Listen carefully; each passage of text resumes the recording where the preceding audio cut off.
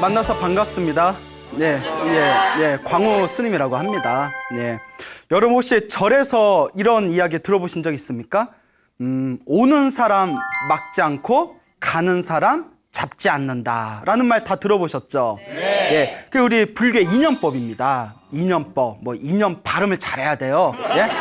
인연법이라고 하는데, 그러니까 다 인연의 흐름인데 서로의 그 어떤 어변에 의해서 만나고 헤어지는 건데 굳이 그 인연의 흐름 따라 오고 가는 인연을 굳이 막거나 잡지 말아라.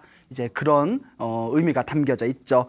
근데 부처님께서는 당신이 모든 것이 인연의 흐름이다라고 말씀해 놓고 당신께서 출가하기 싫은 사람을 억지로 출가시킨 특별한 사건 2가지가 있었어요. 그 부처님께서 한 번도 그런 적이 없으셨거든요. 부처님께서 깨달음을 얻으시고 45년 동안 35의 깨달음을 얻으시고 80의 세상을 떠나실 동안 그 누구도 억지로 붙들거나 억지로 막은 적이 없으신데 그 부처님께서 특별히 출가하기 싫은 사람을 억지로 붙들었다가 출가시킨 특별한 사건 2가지가 있었습니다. 그게 바로 당신의 이복 동생인 난다, 이름이 난다예요. 어디를 날아다니는 게 아니라 난다 왕자와 당신의 아들이었던 라울라 왕자, 이 2명을 당신이 이제 일부러 출가를 시키는 그런 사건이 펼쳐지게 됩니다. 부처님께서 이제 출가를 하시려고 딱 마음을 먹으셨는데 내가 이제 출가를 해야 되겠다. 영원한 진리를 위해서 내가 이 집에서 나와서 이 세속을 벗어나서 출가를 하고 수행을 해서 깨달음을 얻어야 되겠다라고 생각을 하셨는데 그때 소식이 들려옵니다. 왕자님 큰 경사가 났습니다. 그래 무슨 일이냐. 왕자님의 부인이 야쇼다라 공주가 아이를 가졌습니다. 그런 거예요. 출가를 하려고 했는데 딱 애를 가졌대요. 그러니까 출가하려는데 애 가졌대요 라는 얘기를 듣고 우리 시다르타 왕자가 탁 가슴을 치면서 라울라라고 불렀대요. 라울라가 훌라우프 라울라가 아니라 라울라가 장애물이란 뜻이래요. 장애. 내 출가하는데 뭐가 생겼다는 거예요? 장애물이 생겼다는 거예요. 애가 장애물이에요. 출가하려는데 이제 애가 생기니까 갑자기 마음이 약해지는 거예요. 라울라. 그리고 그 라울라가 나중에 뭐가 돼요? 이름이 돼요. 그러니까 이름이 이제 장애물이 이름이에요. 여러분, 애가 아들이 태어났는데 아들 이름을 장애라고 짓는 그 말이 돼요, 안 돼요? 그래서 제가 우스갯소리를 그런 말을 해요. 만약에 시다르타 왕자님, 공주님이 아이를 가졌답니다. 그러면 우리 한국식 표현으로 뭐라고 해요? 이런 된장 이런 된장. 그 이름이 뭐가 돼요? 된장이 되는 건가요? 하여튼 이름이 라울라라고 이름을 짓게 됩니다. 그리고 라울라가 드디어 몇 개월이 지난 뒤에 라울라가 태어난 뒤에 이제 인도는 항상 잔치 한번 벌였다면 보름, 1달, 2달이래잖아요. 그러니까 일주일 내내 잔치를 벌였나 봐요. 이제 아들 라울라가 태어나고 그리고 7일 후에 라울라가 태어나고 7일 후에 처자식을 버리고 출가를 하십니다. 처자식을 버리고 출가를 해요. 자, 그거 나쁜 남자 스타일인가요? 그 이제 출가를 딱 한 뒤에 몰래 이제 성 밖을 나와서 자신의 고향인 카필라 성을 딱 바라봅니다. 그 다음과 같이 다짐합니다. 내가 깨달음을 얻기 전에는 절대 이 고향에 돌아오지 않으리라. 그리고 29살에 출가를 하시고 6년 동안 이제 수행의 삶을 사시게 됩니다. 그 6년 후에 35살에 비로소 보리수 나무 아래서 깨달음을 얻게 되시죠. 깨달음을 얻고 나서 이제 왕사성에서 이제 수많은 사람들에게 법을 펼치고 있었을 때 아버지였던 정반왕이 사신을 보냅니다.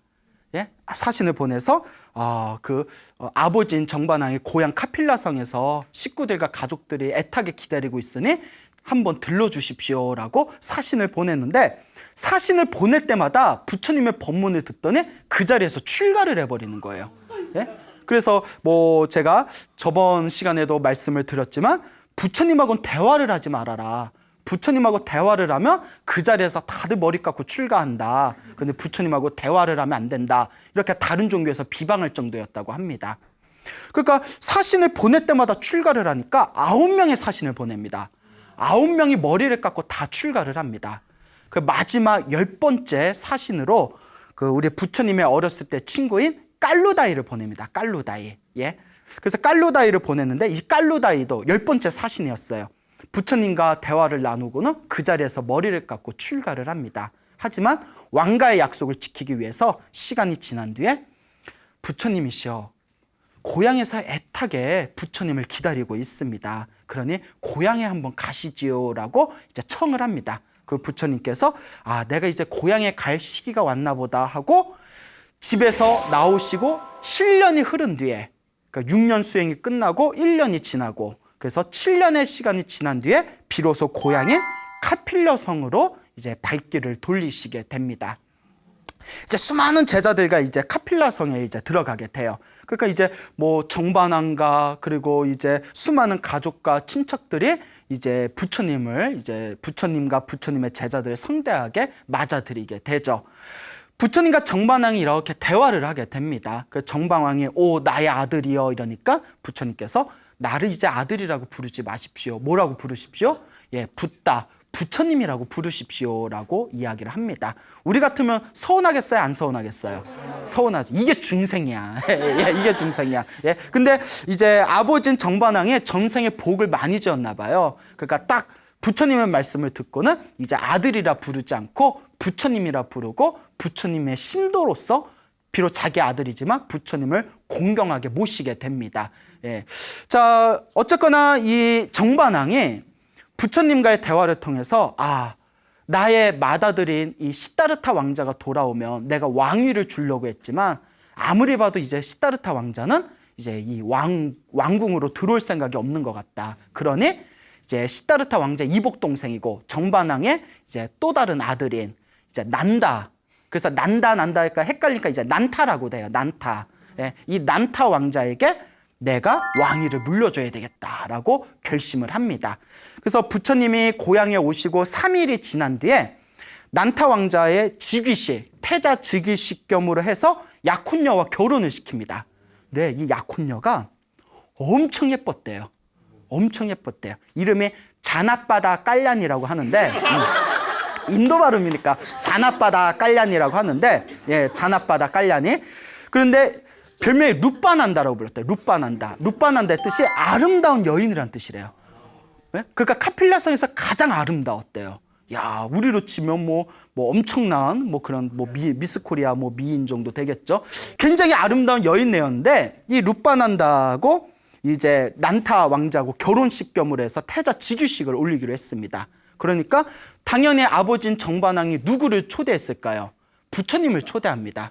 그래서 부처님이 딱 그 자리에 가셔서 딱 축원을 해줍니다. 딱 이제 잘 살아라 축원을 해준 뒤에 당신의 바루, 그러니까 당신의 바리떼를 난타 왕자에게 줍니다. 결혼식을 올려야 할 난타 왕자에게 주더니 휙 나가버리시더래요. 부처님이. 한 번도 그런 일이 없었는데. 그 난타 왕자는 너무나 부처님을 공경했기 때문에 자기가 존경하는 큰 형님이자 너무나 존경하는 부처님이었기 때문에 부처님 이거 가져가세요라는 말을 못하고 그 바루를 들고 따라갔대요. 예? 부처님. 그러면서 따라가면서 속으로 여기서는 가져가시겠지. 저기서는 가져가시겠지. 설마 성 밖으로 나가기 전에는 가져가시겠지 했는데 부처님이 뒤도 안 돌아보고 그냥 나가시더래요. 그리고 성 밖을 나가서 숲으로 들어가서 숲에 있는 부처님과 부처님의 제자들이 임시로 머무르고 있는 사원엘까지 가십니다. 그러니까 이 동생이 난타 왕자가 계속 그 바루를 들고 부처님 뒤를 줄줄 따라서 숲에까지 따라간 거예요.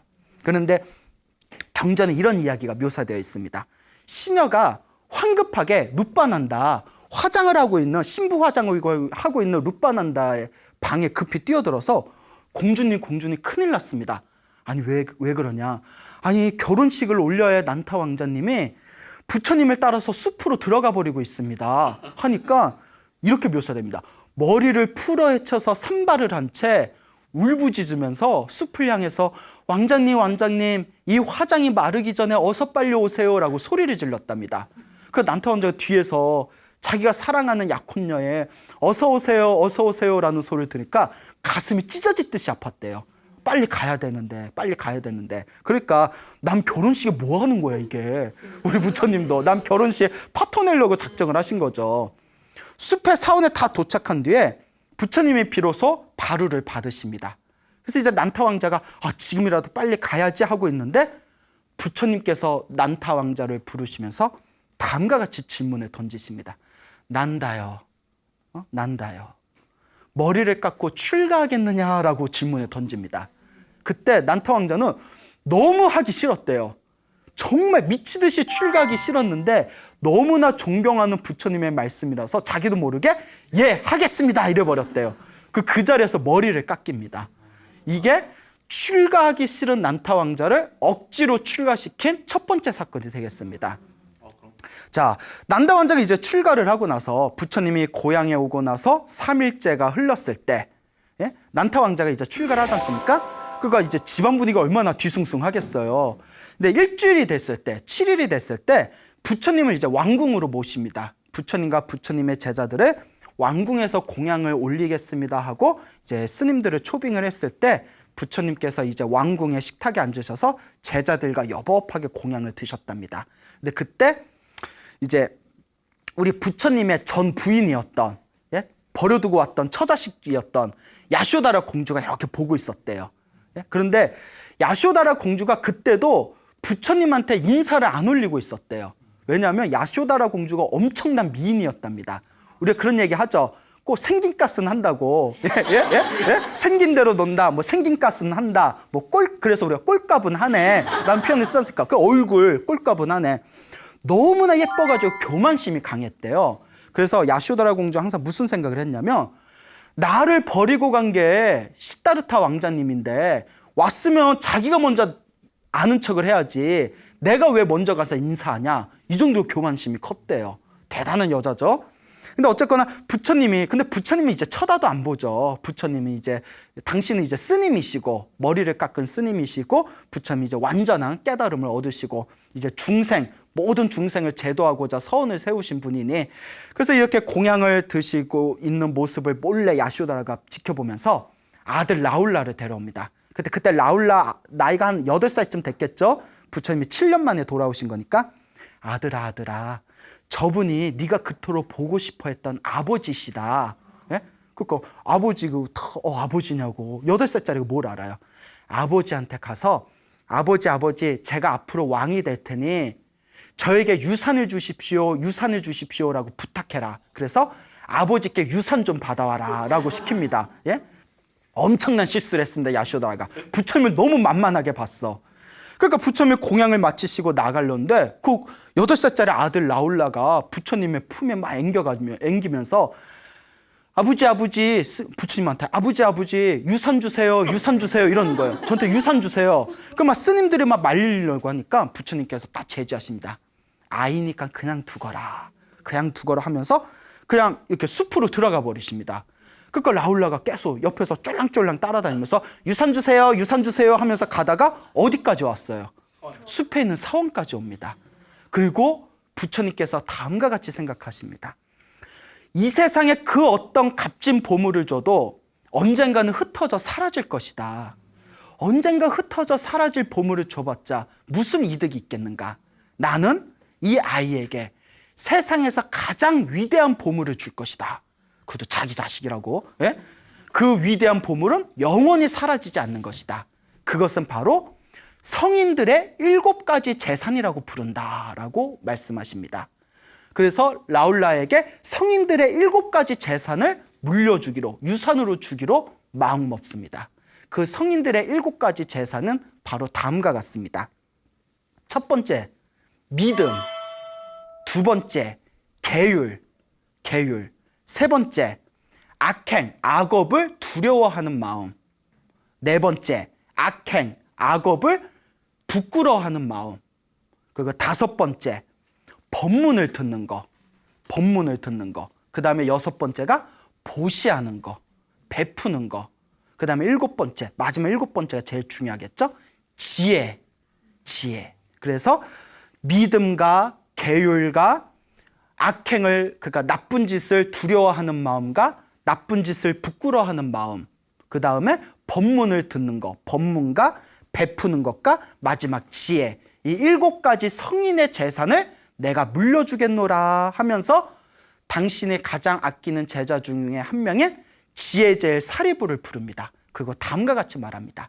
이 아이의 머리를 깎아서 제자로 받아들여라.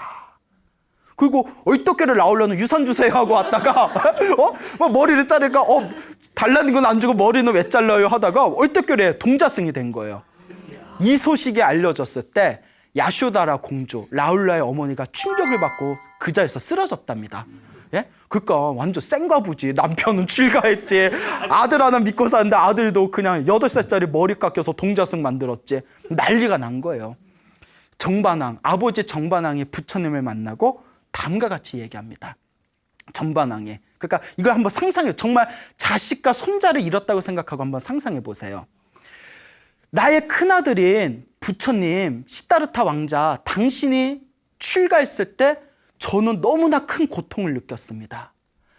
나의 두 번째 아들인 난타 왕자를 당신이 데려가서 출가했을 때도 나는 너무나 큰 고통을 느꼈습니다. 하지만 나는 아직까지 그래도 아무 얘기를 하지 않았습니다. 그런데 나의 마지막 희망이었던 나의 사랑하는 손자 라울라까지 출가시켰을 때 나는 지금 너무나 괴롭고 고통스럽습니다.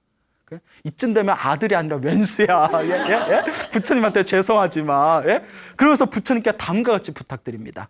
부처님, 앞으로라도 나이 어린 사람을 출가할 때는 부모님의 동의를 얻게 해주십시오 라고 청을 합니다. 그래서 부처님께서 그 아버지 정반왕의 말씀에 이제 동의를 하시고 다음과 같은 계율이 만들어집니다. 나이 어린 사람을 출가시킬 때는 부모가 있거든 반드시 부모의 허락을 맡아야 된다. 그럼 뭐예요? 벌써 라울라 출가했는데. 예? 자, 어쨌거나 이렇게 돼서 이제 2명의 부처님 역사상 출가하고 싶지 않은 사람 2명을 억지로 출가하는 특별한 사건, 이 2가지가 생기게 됩니다. 그 라울라는 처음에는 엄청나게 이 절제 부적응자였대요. 예? 절에서 적응을 못했답니다. 그 너무나 말썽꾸러기였대요. 그러다가 부처님의 지도를 받고 부처님의 가마를 받아서 나중에는 부처님의 10대 제자 안에 이름을 당당하게 걸 정도로 모든 번뇌와 욕망이 사라진 거룩한 성자가 됐다고 합니다. 그래서 라울라를 밀행제일 라울라라고 불립니다. 부처님의 10대 제자세요. 자, 근데 이제 문제는 우리의 난타 왕자예요. 인간의 애욕이라는 게 무서워요. 난타 왕자 그래요. 밖에 그 예쁜 약혼녀를 두고 수행을 하니까 수행이 안 되는 거야. 그래서 이제 나가려는 마음을 품습니다. 아, 나는 부처님 때문에 억지로 출가했는데 나 나갈 거야 이러고 있을 때 부처님께서 그 마음을 꿰뚫어 보십니다. 그 난타를 다 부릅니다. 난다요. 예? 난다요. 날라다닐 거. 예? 그래서 자꾸 날라다니는 거 상상하시면 안 돼요? 난타요. 그대가 출가한 그대가 환속하겠다라는 그런 이야기가 들리는데 사실이냐? 솔직하게 얘기합니다. 예, 부처님, 저는 집으로 돌아가고 싶습니다. 부처님, 저는 출가자의 길이 맞지 않습니다. 왜 집으로 돌아가고 싶으냐? 그 솔직하게 얘기하는 거예요. 사랑스러운 자나바다 깔라니를 두고 룻바난다를 두고 제가 어떻게 수행성을 할 수 있겠습니까? 저는 그녀를 너무 사랑합니다. 그러니 저를 놓아주십시오. 부처님께서 알겠다. 그런데 나랑 어디 좀 한번 같이 가자 하시더니 난다에 다 데리고 신통력으로 저 히말라야 산으로 다 날아가십니다. 히말라야 산에 가셔서 원숭이 있죠. 원숭이, 암컷 원숭이. 불에 그을려서 화상을 입은 암컷 원숭이를 하나 딱 데려옵니다. 부처님께서. 그러니까 암컷 원숭이가 예뻐요? 못생겼어요? 못생겼잖아요. 근데 거기다 화상까지 입었어. 상상해보세요. 화상 입은 암컷 원숭이가 딱 보이는 거예요. 부처님이 질문을 던집니다. 저 화상 입은 암컷 원숭이가 더 아름답냐? 집에 두고 온 너의 약혼녀, 너의 아내인 룻바난다가 더 아름답냐? 이거 상상을 해보셔야 돼요. 상상하면서. 그리고 난타 왕자 이게 짜증이 확 올라오는 거예요. 부처님, 어떻게 저의 아름다운 약혼녀 자나바다 깔라니 룻바난다와 저 못생기고 화상에 그을린 저 암컷 원숭이하고 비교를 할 수 있습니까? 비교하는 것 자체가 너무나 불쾌합니다. 이러는 거예요. 그 부처님께서 아, 그러냐. 근데 이제 부처님께서 딱 데리고 하늘세계, 천상세계로 올라갔대요. 하늘세계 짠 하고 올라왔는데 선녀들이 그냥 눈앞에 아름다운 선녀들이 다 펼쳐져 있더래요. 경전에 보면 선녀들의 하늘 세계의 선녀들이 굉장히 아름답답니다. 아름다운 선녀들을 딱 보여주면서 난타여, 저 선녀들이 아름답냐 아니면 집에 두고 온 룻바난다가 더 아름답냐라고 짐을 던진데 난타가 가만히 있더래요. 그 남자는 똑같아. 남자는 똑같아. 나도 이제 스님이지만 일단 이제 남성이지만 똑같아. 그러니까 이렇게 얘기합니다. 아, 부처님, 이거 굉장히 여성 입장에서 충격적인 얘기예요. 저 선녀들을 보니 저 룻바난다가 아까 본 원숭이 같이 느껴집니다. 이러는 거예요. 요 배신가? 예? 그 정도로 이제 예쁘다는 거죠. 그러니까 룻바난다가 들면 얼마나 서운하겠어요. 그렇죠? 예? 그러니까 이 난타가 그렇게 얘기하니까 부처님께서 다음과 같이 말씀하십니다. 그대가 출가를 해서 열심히 수행을 하면 죽은 뒤에 이 천상세계에 태어나서 저 수백 명의 선녀들을 부인으로 맞이하게 될 것이다. 그런데도 그대는 그 한순간의 애욕을 못 참아서 집으로 가고 싶으냐 했더니 난타 스님이 부처님 앞에서 무릎 꿇고 합장하면서 다음과 같이 얘기합니다. 부처님, 때려 죽여도 안 나가겠습니다. 예? 열심히 수행하겠습니다. 오직 무엇을 위해서? 다음 생에 저 선녀들을 위해서. 예? 그래서 이제 절에 내려와서 열심히 수행하는 거예요. 그 스님들이 난리가 난 거예요. 맨날 하품만 하고 맨날 상사병 걸려있던 난타 스님이 저렇게 열심히 수행하니까 스님들이 가서 이렇게 찔러봤대요. 아, 왜 안 하던 짓을 해?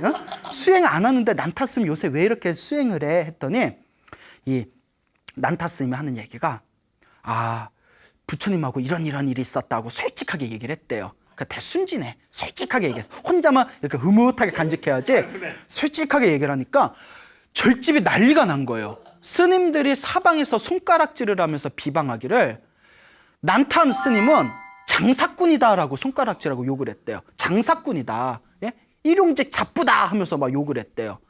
하늘나라의 선녀, 다음 생에 하늘나라 선녀들을 부인으로 맞이하기 위해서 이번 생에 저렇게 출가 생활을 하는 저 난타 스님은 장사꾼이나 다름없다 하고 막 비난하니까 이 난타 스님의 마음이 엄청난 부끄러움이 느껴집니다. 너무나 창피하고 부끄러운 거예요.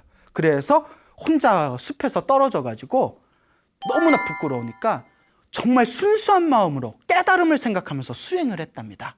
오로지 수행만을 했대 호련히 전생에도 수행을 하신 분이에요. 그러니까 부처님이 억지로 출가시켰겠죠. 이 모든 상황을 다 아시고 호련히 모든 번뇌와 욕망이 사라지고 거룩한 성자가 됐다고 합니다. 그 마음에 더 이상 모든 성욕이나 애욕이 다 사라진 거예요. 딱 성자가 되었을 때 부처님께 다가가서 다음과 같이 이야기합니다. 거룩하신 세존이시여, 제가 이번 생에 수행을 열심히 하며 다음 생에 아름다운 선녀를 아내로 맞이하게 될 거라는 약속을 취소해 주십시오. 제 마음에는 더 이상 애욕과 집착이 없습니다. 그 부처님께서 다음과 같이 말씀하십니다. 그대 마음의 번뇌가 사라지고 깨달음을 얻은 순간 그 약속은 이미 어떻게 된 것이다? 취소된 것이다. 참으로 훌륭하다 난다요. 그 이제 난타의 모습이 완전히 바뀌니까 사람들이 이상한 거예요. 그 너무나 고요하고 거룩한 모습에 이제 스님들이 찾아가서 아직도 그 선녀들 생각이 나냐?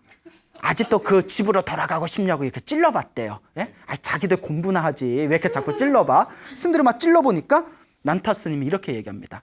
제 마음에는 더 이상 번뇌나 애욕이 없습니다. 저는 모든 집착이 사라졌습니다. 저는 천상에 태어나 선녀를 만나고 싶지도 않고 집으로 돌아가 약혼녀를 만나고 싶지도 않습니다. 저는 그냥 지금 이 순간 진리로서 행복합니다 라는 얘기를 했답니다. 그 스님들이 믿질 않았대요. 그러면서 난타 스님이 거짓말을 한다고 또 비방이 생겼답니다. 그리고 부처님께 가서 일렀대요. 이제 난타 스님이 자기가 깨달음을 얻었다는 식으로 거짓말까지 합니다. 이러니까 부처님께서 미소를 지으면서 다음과 같이 얘기하십니다. 그대들이여 그런 말 하지 말아라. 난타의 마음은 모든 번뇌와 애욕과 욕망과 집착이 사라졌다. 난타는 완전한 깨달음을 얻은 거룩한 성자가 되었다. 나 부처가 증명하리라. 그랬더니 제자들이 다 함께 합장하고 절을 하면서 난타 스님을 찬탄했다라는 이야기가 펼쳐지게 됩니다. 억지로 출가했지만 처음에는 선녀 때문에 억지로 수행하는 것처럼 살았지만 결국 마지막에는 무엇을 얻었죠? 그렇죠. 완전한 깨달음을 얻게 됩니다. 이 이야기가 다른 경전에 다른 버전의 이야기가 있습니다. 근데 다른 경전에 나온 이 이야기가 사실은 지금 하려는 이야기가 더 재밌는 내용이에요. 난타 왕자가 이제 앞부분하고 내용은 좀 비슷해요. 막 집에 가고 싶어서 몰래 도망을 나왔답니다. 몰래 밤에 도망을 나왔는데 항상 우리 부처님이 우리 불교에서 가는 사람 뭐 하지 않는다? 잡지 않는다. 오는 사람 뭐 하지 않는다? 근데 가는 사람을 잡았어요. 예? 그 부처님께서 딱 알아채시고 신통력으로 딱 길목에 다 기다리고 있었어요. 예? 집요해. 부처님도 집요해. 예? 가겠다는 사람. 난다야 어디 가니? 하니까 난타가 아이고 걸렸다 싶은 거예요. 부처님 저는 도저히 출가 생활을 못하겠습니다. 저를 놔주십시오. 그 난타야 그 전에 내가 너에게 보여줄 것이 있구나. 그것을 보고 다시 생각해 보렴. 그 난타를 데리고 히말라야 산에 갑니다. 그 아까 말한 그 원숭이를 보여줘요. 여기까지 내용이 같죠? 네. 누가 더 예쁘냐? 당연히 저의 약혼녀인 루빠난다가 더 예쁘죠. 그러냐? 그러더니 이제 난다를 데리고 이제 어디로 갔을까요? 천상세계에 갔겠죠. 예? 여기까지는 아까 내용 같습니다. 천상세계에 딱 올라갔는데 500명의 아름다운 선녀들이 황금 궁전 안에서 하늘세계 궁전 안에서 열심히 청소를 하고 악기를 타고 누군가를 응접할 그런 준비를 하고 있더래요. 너무 그 아름다운 모습에 난타 스님이 얼이 빠져버린 거예요. 부처님 저들은 무엇을 하고 있는 겁니까? 네가 가서 한번 물어보거라. 그래서 딱 가서 물어봐요. 예? 선녀님들, 하늘의 선녀님들 누가 오길래 이렇게 열심히 청소를 하고 누굴 위해서 이렇게 기다리고 있습니까? 했더니 이 500명의 아름다운 선녀들이 하는 얘기가 저기 사바세계에 석가모니 부처님 동생 중에 난다라는 스님이 계시는데 난다 스님이 수행을 열심히 하시면 다음 생에 이 하늘세계 궁전에 이 왕으로 오실 겁니다. 그러면 왕으로 오시면 저희가 그분을 모시고 같이 살아야 되기 때문에 지금부터 준비하고 있는 겁니다. 이러는 거예요. 놀래가지고 눈이 동그래져서 내가 그 난다요. 예? 그러니 나 여기서 내가 지금 살겠어 이러는 거예요. 그러니까 욕심도 많아. 그러니까 이 500명의 선녀들의 고개를 저으면서 당신은 아직 인간이십니다. 그는 인간의 일생을 마친 뒤에 그때 올라오셔야만 우리와 함께 살 수 있습니다. 그러니 조금 더 기다리십시오라고 밀어내는 겁니다. 그 난다가 너무 아쉬운 거예요. 그래서 이제 부처님하고 다시 인간 세계로 내려옵니다. 그 부처님이 묻습니다. 아까 그 하늘에서 본 500명의 선녀와 저 집에 있는 약혼녀 루빠난다 중에 누가 더 예쁘냐라고 했을 때 여러분들의 분노를 일으켰던 그 이야기를 똑같이 합니다. 500명의 선녀를 보니 루빠난다가 아까 본 원숭이와 같이 느껴집니다. 그러니까 부처님께서 그래도 집으로 돌아가겠느냐? 가겠어요? 안 가겠어요? 안 가죠. 부처님 열심히 하겠습니다. 정말 열심히 수행을 했대요. 속으로 어떤 마음을 품고 있겠어요? 다음 생은 500명의 선녀랑 논다? 예? 예? 그래서 이제 열심히 이제 수행을 하고 있을 때 부처님께서 비로소 때가 되었음을 압니다. 이제 난다를 제도할 때가 되었구나. 그래서 이제 난다를 부릅니다. 난다여 수행이 잘 되느냐? 예, 다음 생을 위해서 열심히 닦고 있습니다. 그래? 난다여 내가 한 가지 더 보여줄 게 있구나. 함께 가자. 그 지옥으로 데려갔대요. 난다를 데리고. 그 지옥이 얼마나 끔찍해요. 얼마나 끔찍해요. 그 난다가 두려움에 떨면서 부처님은 밥맛 떨어지게 왜 이런 데 나를 데려오셔가지고 너무 무서우니까. 근데 지옥 중에 화탕지옥이라고 있어요. 펄펄 끓는 가마솥에 사람을 집어넣는 화탕지옥이라고 있습니다. 예. 그 화탕지옥에 이제 가마솥이 수많은 가마솥이 있고 가마솥 밑에다 불을 지피고 있고 가마솥 안에 사람 하나씩 들어가 있더래요. 그러니까 소리를 꽥꽥 지르면서 막 고통에 빠지고 있는데 가마솥 하나가 있는데 큰 가마솥인데 옥졸들이 귀신들이 열심히 불을 지피고 있더래요. 근데 안에는 사람이 없어요. 왜 저기에는 사람이 없을까? 그 부처님한테 왜 저 가마솥에는 사람이 없습니까? 그 부처님께서 네가 직접 가서 물어봐라. 네가 직접 가서 물어봐라. 그래서 이제 그 불을 떼고 있는 옥졸, 지옥을 지키는 그 귀신들한테 딱 가서 이 가마솥은 누가 들어갈 가마솥인데 이렇게 열심히 불을 떼고 있습니까? 했더니 그 옥졸 귀신들이 하는 얘기가 아유 말도 마십시오. 그 부처님 제자 중에 난다라는 스님이 있는데 난다 스님이 죽은 뒤에 하늘세계 천상세계에 태어날 겁니다. 천상세계에 태어나서 오랜 시간 동안 쾌락을 누리다가 복이 다 떨어지면 뭐가 다 떨어지면? 그렇죠. 복이 다 떨어지면 애욕과 번뇌를 위해서 수행을 한 그 악업으로 하늘에서 바로 어디로 떨어진다? 이 가마솥으로 떨어질 겁니다. 복이 다 떨어지고 나면. 그래서 지금 준비하고 있는 겁니다. 난타스님이 깜짝 놀래가지고. 그래서 우리 불교에서는 그런 얘기합니다. 우리가 태어나고 죽고 태어나고 죽으면서 자기 복대로 살아간다. 무엇대로 살아간다? 복대로 살아갑니다. 여러분 복이 많은 것 같아요? 복이 없는 것 같아요? 예? 내가 여러분 복대로 살아갑니다 했더니 저 여기 복대 차고 왔는데요. 뭐 예? 아니 그런 복 말고 아재 개그라고 하죠. 예. 자, 자기 복대로 살아갑니다. 근데 하늘 세계에 태어나는 복을 줘도 복이 닿으면 어떻게 될까요? 다시 떨어질 수밖에 없습니다. 인간으로 떨어지든 축생으로 떨어지든 지옥으로 떨어지든. 근데 난타는 애욕과 번뇌로 수행을 한 악업 때문에 천상세계에서 바로 어디로 떨어진다? 지옥으로 떨어진다는 겁니다. 그때 부처님께서 다음과 같이 얘기하십니다. 난타여 느끼는 바가 있느냐? 그때 난타가 부처님 앞에서 합장하고 절을 하면서 다음과 같이 얘기합니다. 거룩하신 세존이시여, 저는 하늘 세계에 태어나는 것도 싫습니다. 지옥에 떨어지는 것은 더 싫습니다. 저는 오로지 하늘 세계와 지옥과 인간계 모두를 벗어나는 이 삶과 죽음의 윤회에서 벗어나고 싶습니다. 라고 이야기를 합니다. 이른바 태어나고 죽는 번뇌의 세계에서 완전히 벗어나는 거룩한 성자가 되기를 발언하게 된 겁니다. 그리고 지옥의 모습을 보고 나서 충격을 받은 난타 스님은 하늘 세계에 태어나는 것을 목표로 삼지 않고 오로지 깨달음을 목표로 삼아서 수행을 시작한 지 17일 만에 완전한 깨달음을 얻은 거룩한 성자가 되었다고 합니다. 이게 난타스님의 깨달음의 다른 경전의 다른 버전이 되겠습니다. 어떤 게 앞에 게 더 재밌어요? 두 번째 게 더 재밌어요? 예, 두 번째 거요? 둘 다 재미없어요? 예. 두 번째 게 더 재밌죠? 더 드라마틱하죠?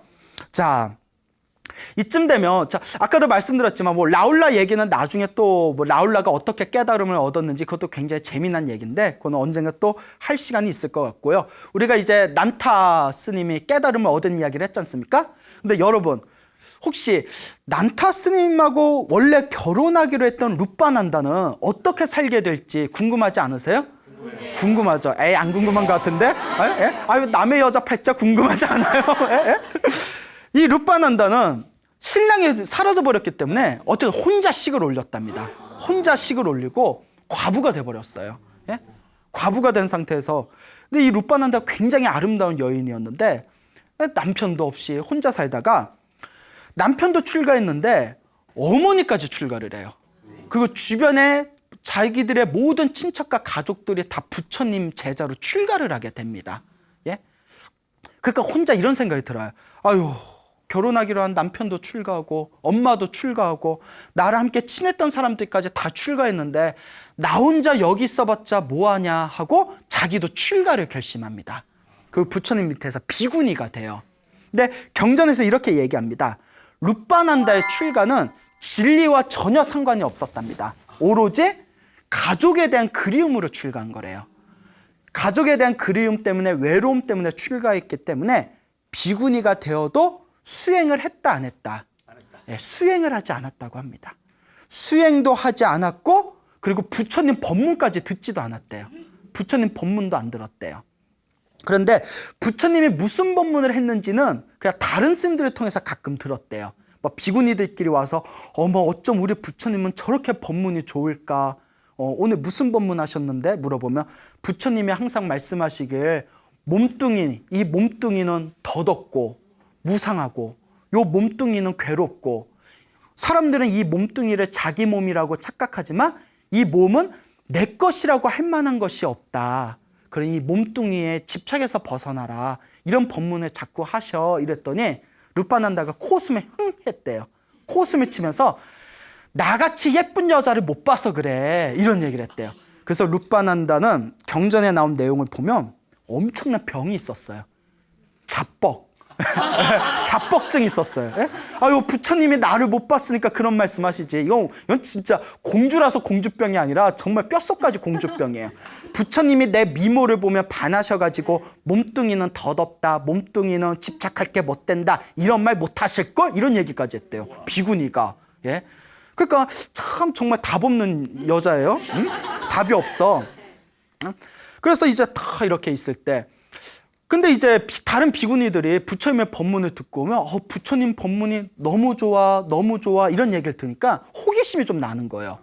부처님 법문이 얼마나 좋길래 다들 저렇게 얘기를 하나. 그래서 이제 또 갑자기 법문 들으러 가려니까 이제 자기가 너무 부끄러운 거예요. 그래서 이제 사람들이 이렇게 갈 때 몰래 뒤에서 숨어서 봐야지, 숨어서 들어야지. 굉장히 교만함이 이제 높은 여자예요. 부처님 법문하면 뒤에서 얼마나 법문을 잘하시길래 하도 법문이 좋다 좋다 하니까 내가 들어봐야지 하고 사람들이 갔을 때 뒤에 사람들 틈에 껴가지고 몰래 이렇게 봤대요. 근데 부처님이 알아요, 몰라요? 아시죠? 왜 또 몰라? 예, 부처님 아시죠? 예, 부처님께서 룻바남다가 법문을 듣기 위해 드디어 왔구나. 룻바남다를 제도할 기회가 지금 왔구나. 내가 마땅히 오늘 이 기회를 틈타서 룻바난다를 제도해야 되겠다. 그리고 다음과 같이 생각하십니다. 가시는 가시로 빼야 된다.